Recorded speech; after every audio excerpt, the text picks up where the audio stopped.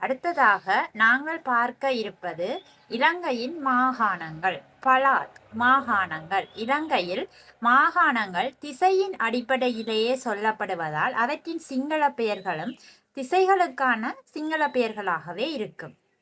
வட மாகாணம் உத்துரு பலாத்த, வடமேல் மாகாணம் வயம்ப பலாத்த, மேல் மாகாணம் பஸ்நாகிர பலாத்த, கிழக்கு மாகாணம் நெகனகிர பலாத்த, தென் மாகாணம் தக்குணு பலாத்த, மத்திய மாகாணம் மத்தியம பலாத்த, வடமத்திய மாகாணம் உத்துருமெத பலாத்த, ஊவா மாகாணம் ஊவ பலாத்த, சப்ரகமுவ மாகாணம் சபரகமுவ பலாத்த.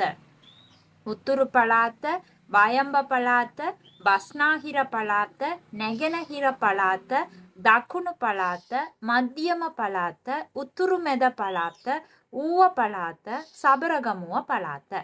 இவ்வாறாக இலங்கையின் மாகாணங்களின் சிங்கள பெயர்கள் அமைகின்றன.